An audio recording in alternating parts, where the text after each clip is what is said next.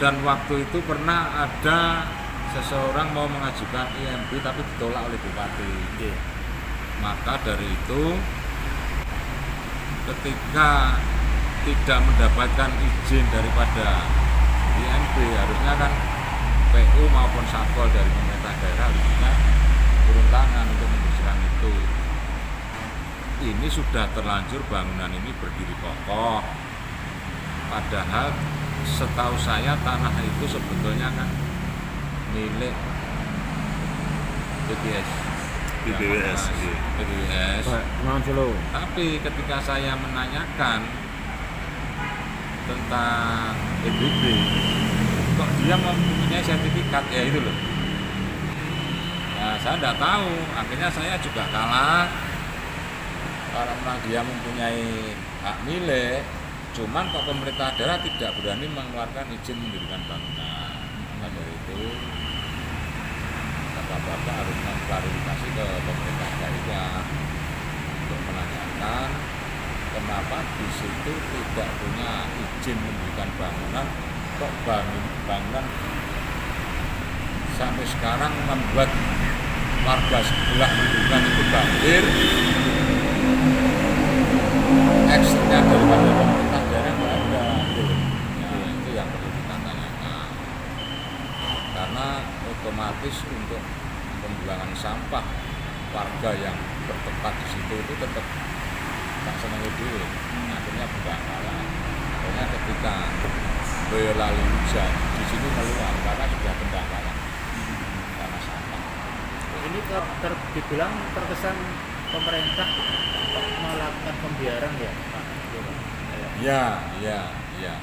Cuman kalau saya pernah menegur, tapi karena dia punya sertifikat, saya tidak bisa apa-apa. Karena yang mengeluarkan perizinan untuk mendirikan bangunan kan wilayah pemerintah daerah. Tapi pemerintah daerah ketika waktu itu dipimpin oleh Pak Bambang Rianto tidak mau mengeluarkan izin itu untuk didirikan bangunan. Karena tanah itu menurut sejarah itu tanah bantaran Sungai Jenis, jadi di wilayah PBWS. Nah ini prosesnya itu kan kita tidak tahu. Kalau lihat dari sejarah ini sebenarnya peran Balai Besar wilayah Sungai Bengawan Solo mestinya turut andil berperan aktif Pak. Artinya untuk melakukan hal menegur mereka yang harusnya memanggil maupun mengoperasi bangunan-bangunan yang membuat sungai itu menciut dan menjadikan banjir, karena itu sudah ranahnya PBWS, bukan ranahnya pemerintah daerah maupun pemerintah desa. Pak, setahun jenengan untuk bangunan baik ruko maupun rumah di kawasan Pabelan itu sendiri sudah ada sejak tahun berapa sih Pak? Sekitar tahun, ya hampir tahun 2000-an Pak.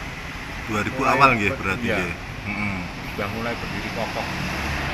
Itu yang pertama bangunan di situ itu kalau nggak salah dulu ada ayam goreng Mbok Brek itu. Iya. Nah, itu yang pertama kali. Oke. Pak, kalau sudah seperti ini, mungkin kondisinya kan sudah berdiri kokoh, apalagi sudah memiliki IMB, mungkin dari pemerintah khususnya desa ini sendiri untuk langkah yang akan ditempuh seperti apa Pak? Kalau pemerintah desa ini kan kita hanya kewenangannya itu hanya mengeluh kepada bapak-bapak sekalian ini yang punya jaringan ke pemerintah daerah maupun pemerintah pusat. Kalau kewenangan pemerintah desa itu kalau memang itu menyangkut tanah desa, baru kita bisa melakukan action. Karena tanah itu di wilayah PBWS, makanya pemerintah desa nggak bisa apa-apa. Padahal yang beresiko untuk kebanjiran itu warga kami.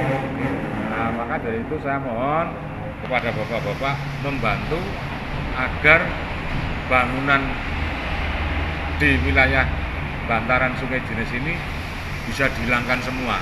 Oke. Minta tolong bantuannya penjenengan ke PU. Nah, ini PU tahu persis, khususnya PU Kabupaten Sukoharjo yang khususnya dia mengeluarkan perizinan tentang IMB Padahal dari Pak Bupati yang dulu itu tidak memberikan izin mendirikan bangunan untuk di bantaran Sungai Jenis tersebut. Nah itu bisa dikonsultasikan nanti, tolong kerjasama dengan Satpol untuk menertibkan. menertibkan bangunan yang ada di bantaran Sungai Jenis. Oke. Pak, dari pendangkalan atau dari penyempitan itu ada dampak nggak sepanjang tahun ini atau sebelum-sebelumnya banjir atau luapan yang sampai Itu untuk sementara ini di SMA Negeri 2 itu pasti masuk, Pak. Karena satu pendangkalan pasti, pensiukan sungai pasti. Makanya itu untuk kiriman air dari Boyolali itu pasti ke sini, Pak. Nah, ke Pabilan. Nah itu akhirnya aliran ini tidak, sungai ini menciut dan dangkal, akhirnya tidak muat untuk menampung air yang dari Boyolali. Makanya kalau di sini tidak hujan, kalau Boyolali hujan deras pasti banjir Pabilan. paling parah tahun berapa Pak? Tahun 2000 berapa ya? Sekitar tahun 2016, Pak. Ya. Setelah menjabat saya awal-awal itu tahun 2016. Itu tingginya mungkin waktu Itu masuk, Pak, itu Pabilan. Ini pom bensin itu ke utara tidak bisa dilewati, tidak berani. Pak, ini kan sudah terlanjur kondisinya kayak gini ya. Mungkin untuk antisipasi sebenarnya harusnya seperti apa sih Pak, agar tidak terjadi seperti ini untuk antisipasinya? Ya kita alhamdulillah harus mengadakan pengurukan di Sungai Jenis ini yang sudah pendangkalan. Itu untuk antisipasi agar bisa memuat sungai ya air hujan dari Boyolali ini harus, karena ini sudah pendangkalan harus diadakan pengerukan. Itu tugas dari PU, Pak. Pak Lurah, Ya. di daerah Sungai Jenis itu, tepatnya di Kampung Mendungan itu kan juga ada jembatan yang digunakan untuk sebuah lembaga pendidikan. Ya. Apakah itu memang ada izinnya, Pak?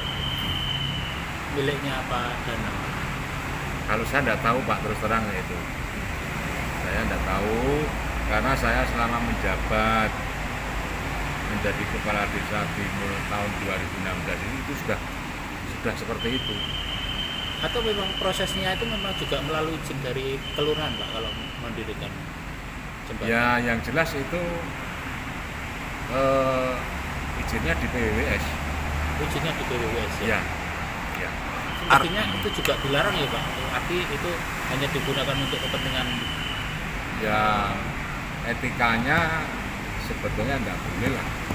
Masuk jembatan seperti itu di atas rumah orang, di atas rumah warga.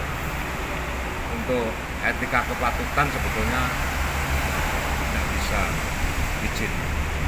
Cuman memang carut-marutnya perizinan yang ada di negara kita ini kan ya seperti itulah, saya nggak bisa ngomong seperti itu. Ya.